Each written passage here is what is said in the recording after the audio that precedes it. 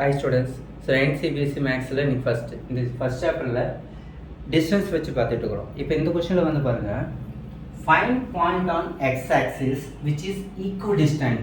Mention பண்ணிருக்காங்க equidistance from the points 7,6 -3,4. இந்த ரெண்டு பாயிண்ட் வந்து இந்த x axis அந்த point on x axis which is equidistance. பாருங்க, உங்களுக்கு ஒரு டயகிராம் மாதிரி வரைஞ்சிருக்கு பாருங்க. ஏங்கிற பாயிண்ட் பிங்கிற பாயிண்ட் இங்கே எழுதியாச்சு. இதில் வந்து இந்த பிங்கிற பாயிண்ட் ஈக்குவ டிஸ்டன்ஸ்னு சொல்லிட்டாங்க. ஈக்குவ டிஸ்டன்ஸ் என்ன மீனிங்க? இப்போ இதனுடைய டிஸ்டன்ஸும் ஏபியோட டிஸ்டன்ஸும் பிபியோட டிஸ்டன்ஸும் ஈக்குவல் அப்படின்னு சொல்லியாச்சு.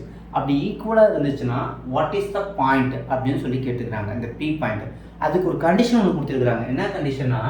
Find the point on X axis. X ஆக்சிஸ்ன்னு சொல்லும்பொழுது அதோட ஒய் வேல்யூ என்னங்கிறது நான் சொல்லியிருப்பேன் முன்னாடி, ப்ரீவியஸ் வீடியோவில் பார்த்தீங்கன்னா தெரியும். அதாவது உங்களுடைய பாயிண்ட் வந்து எக்ஸ் ஆக்சிஸ்லேயே லை ஆச்சுன்னா அப்போ அந்த இடத்துல ஒய்யோட வேல்யூ என்னவாக இருக்கும்? வெரி குட், 0வாக தான் இருக்கும். அப்போ இந்த பாயிண்ட் எப்படி இருக்கலாம்? எக்ஸுங்கிற பாயிண்ட் எது வேணாலும் இருக்கலாம், ஆனால் ஒய் பாயிண்ட் என்னவாக தான் இருக்கும்? 0 தான் இருக்கும். இந்த பாயிண்ட் வந்து எக்ஸ் கமா 0. சப்போஸ் இந்த இடத்துல ஒய் ஆக்சிஸ்ன்னு கொடுத்தாங்கன்னா என்ன வரும்? 0, y. Very good. சரி, ஓகே. இப்போ கண்டிஷன் தெரியும் நமக்கு, ரெண்டு equal டிஸ்டன்ஸ்ன்ட்டு.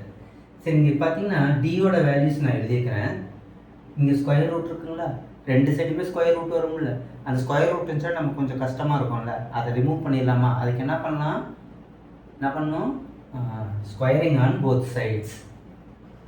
Squaring on both sides. அப்படி பண்ணும் பொழுது AB square equals to PB square.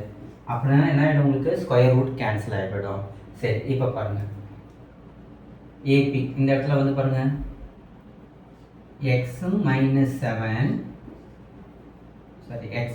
7 whole square plus 0 minus 6 whole square equals to PB. இப்போ இங்கே -3 minus x whole square plus 4 minus 0 whole square. இது ஏதாவது டவுட் இருக்கா?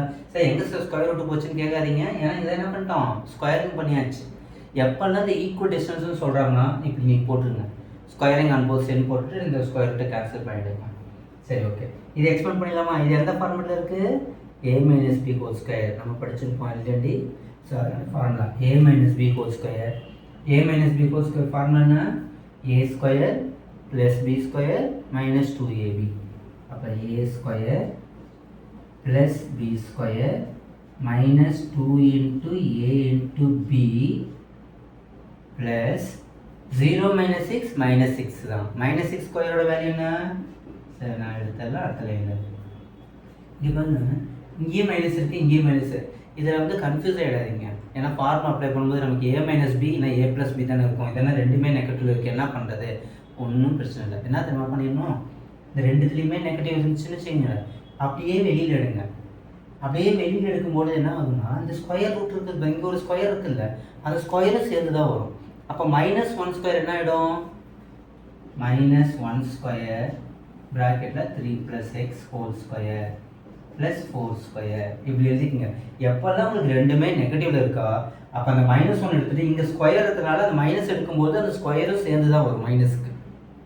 சரி, X square plus 49 minus 14x plus 36 equals to -1 squared value 1, a plus b whole square. So 3 square plus b square plus 2 into 8 அப்போ 6x plus 16. இப்போ இதில் ஏதாவது cancel ஆகுதான் பாருங்கள். இந்த ப்ளஸ் எக்ஸ் ஸ்கொயர் இந்த ப்ளஸ் எக்ஸ் ஸ்கொயர் கேன்சல் ஆகிடும். இதில் நீங்கள் என்ன கண்டுபிடிக்க போகிறீங்க? அன்னோன் வேல்யூ எது? எக்ஸு. எக்ஸ் எல்லாம் ஒரு சைடு வச்சுருக்கலாமா? அப்போ 49 + 36 எவ்வளோ வரும் உங்களுக்கு? 55, 85 minus 9 + 16, 25. அப்படி லெஃப்ட் சைடு வந்துச்சுன்னா என்ன ஆகிடும் உங்களுக்கு? -25 ஆகிடும். Is equals to already 6x இருக்குது, இந்த -14x ரைட் சைடு கொண்டு போங்க. அப்போ 14x ப்ளஸ் ஆகிடும். அப்போனா இது என்னது? 60 is equals to 20x. then x is equals to 60/20. then x is equals to 3. அப்போ பாயிண்ட் என்னன்னு கேட்டாங்கன்னா என்ன சொல்லிடணும்? x, 0 தானே, அப்போ p of x, 0 is 3, 0. The point is 3, 0.